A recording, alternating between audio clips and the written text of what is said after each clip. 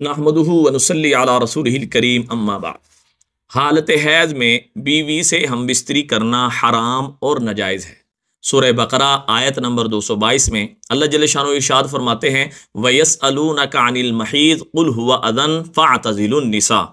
ये लोग आपसे हैज़ के बारे में सवाल कर रहे हैं, आप इनको बता दीजिए कि हैज़ नापाकी है, हैज़ की हालत में बीवी के करीब मत जाएं। हज़रत इब्ने अब्बास रज़ियल्लाहु ताला अन्हु से मरवी है, आप अलैहिस्सलाम ने इरशाद फरमाया कि जो शख्स हालत हैज़ में अपनी बीवी से हम बिस्तरी कर ले, या तो वो शुरू हैज़ में करेगा, अगर शुरू हैज़ में हम बिस्तरी कर ले तो उसे 1 दिनार सदका करना लाजिम होगा।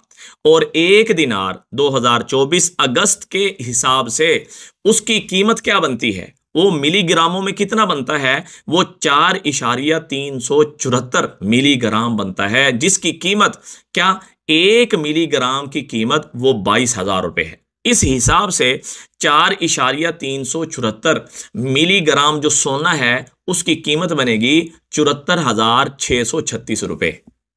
और अगर वो आखिरी हैज के अंदर हम बिस्तरी करें, मतलब खून का जो रंग है वो जर्द पड़ चुका था और खून जो है बंद नहीं हुआ था, उसने हम बिस्तरी कर ली, तो अब वो आधा दिनार सदका करेगा। ये आप अलैहिस्सलाम ने इरशाद फरमाया। अब दोनों मियाँ बीवी की रजामंदी से ये हराम और नाजायज़ काम हुआ, यानी हालत हैज़ में हम बिस्तरी करना हुआ, तो दोनों के ज़िम्मे लाजिम है कि वो तौबा इस्तिग़फ़ार करें, लाजमी करें, अल्लाह से माफ़ी मांगे कि क्यों उन्होंने गुनाह किया है, और वो सदका भी कर लें। क्यों कि जब कोई गुनाह हो जाए तो उसकी नहूसत इंसान पर पड़ती है, और हुआ भी कबीरा गुनाह और हराम गुनाह।